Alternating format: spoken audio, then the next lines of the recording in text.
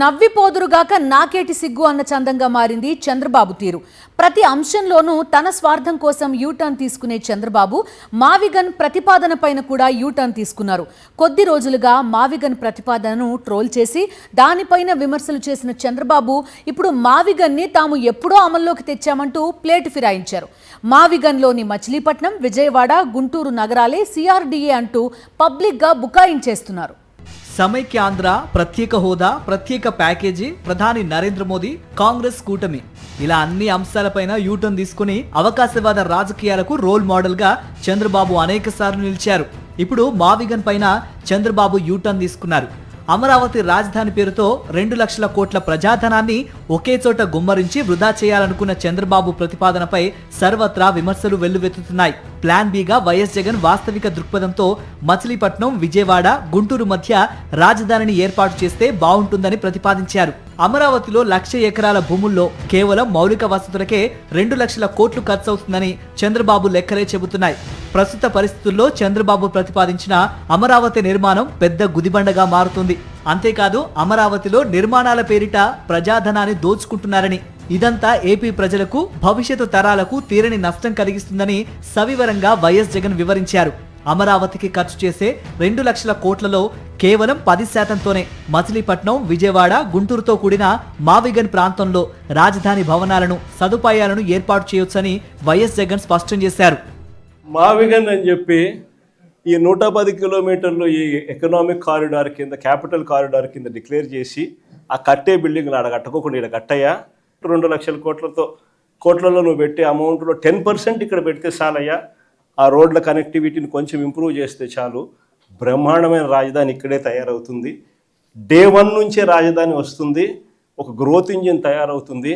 కనీసం 20 ఏళ్ళ తర్వాత అయినా మన పిల్లలు ఉద్యోగాల కోసం ఎక్కడికెక్కడికో పోవాల్సిన అవసరం లేకుండా మా మావిగన్లోనే ఉద్యోగాలు దొరుకుతాయ్యా అని చెప్పి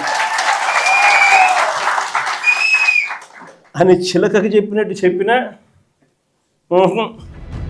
వైఎస్ జగన్ చేసిన ప్రతిపాదనలో ఉన్న సానుకూల అంశాలపై ప్రజల్లో విస్తృతంగా చర్చ సాగుతోంది. మచిలీపట్నంలో పోర్టు, గన్నవరం విమానాశ్రయం, జాతీయ రహదారుల కనెక్టివిటీ, 3 కార్పొరేషన్లలో ఉన్న మౌలిక సదుపాయాలు, మచిలీపట్నం నుండి గుంటూరు వరకు పూర్తి స్థాయి రోడ్డు కనెక్టివిటీ అన్నీ ఇప్పటికే సిద్ధంగా ఉన్నాయి. కేవలం పరిపాలనకు అవసరమైన భవనాలు కట్టుకుంటే 20,000 కోట్ల కంటే తక్కువ ఖర్చుతోనే రాజధాని సదుపాయాలు సమకూరుతాయి. జగన్ మావిగన్ ప్రతిపాదన చేయగానే మొదట సీఎం చంద్రబాబు, కూటమి మంత్రులు, ఎమ్మెల్యేలు, టీడీపీ తోక మీడియా, సోషల్ మీడియా అన్ని మూకుమ్మడిగా ట్రోల్ చేశాయి. మావిగన్ పేరును ట్రోల్ చేస్తూ ఆ ప్రతిపాదనపై లోతైన చర్చ జరగకుండా నిరోధించడానికి ప్రయత్నించారు. మావిగన్ పేరుతో పాటు రాష్ట్ర ప్రయోజనాలకు, భవిష్యత్తు తరాలకు ఉపయోగపడేలా వైఎస్ జగన్ చేసిన ఆలోచనని కనుమరుగు చేయాలని కొద్ది రోజులుగా చంద్రబాబు అండ్ కో ప్రయత్నిస్తోంది.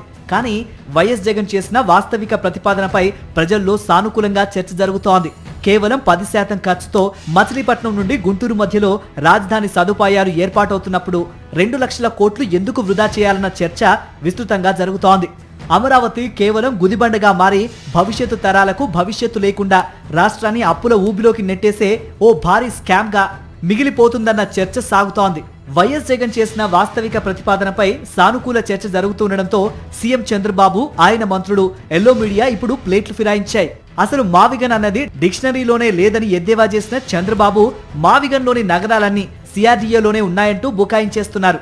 మావిగన్, సిఆర్డీఏ ఒకటే అంటూ ప్రజలను మోసం చేయడానికి చంద్రబాబు కొత్త ప్రయత్నం మొదలుపెట్టారు. ఇప్పుడు అంటున్నాడు విజయవాడ, గుంటూరు, మచిలీపట్నం అదే చేస్తున్నాం సిఆర్డీఏ. ఓవైపు తీవ్రంగా విమర్శించి ఇప్పుడు యూటర్న్ తీసుకున్న చంద్రబాబు మావిగన్, సిఆర్డీఏ పరిధి ఒకటేనంటూ మభ్యపెట్టడానికి నానా పాట్లు పడుతున్నారు. అయితే ఇదంతా చంద్రబాబు కొత్త డ్రామాగా ప్రజలు అభిప్రాయపడుతున్నారు. సిఆర్డీఏ ఇప్పటి వరకు ఈ 3 కార్పొరేషన్లలో గాని, ఈ ప్రాంతాల పరిధిలో గాని ₹1 కూడా ఖర్చు చేయలేదు.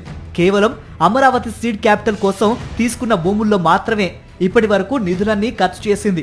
అంతేకాదు ఇప్పటి వరకు అమరావతి నిర్మాణం కోసం 71,000 కోట్లకు టెండర్లు పిలిచారు.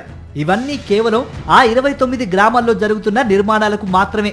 అమరావతి కోసం 1,00,000 కోట్లు రుణాలు తేవడానికి సిద్ధపడ్డ సీఎం చంద్రబాబు ఇప్పటికే 47,800 కోట్ల కోసం రుణ ఒప్పందాలు చేసుకున్నారు. ఈ అప్పులు కూడా కేవలం 29 గ్రామాల్లో నిర్మాణాలకే కేటాయించారు. భవిష్యత్తులో కూడా ప్రతి రూపాయి ఈ 29 గ్రామాల్లో చేపట్టే పనులకు కేటాయించనున్నారు. ఒక్క రూపాయి ఇవ్వకుండా మచిలీపట్నం, విజయవాడ, గుంటూరు నగరాలకు కేటాయించే ఉద్దేశం చంద్రబాబుకు లేదు.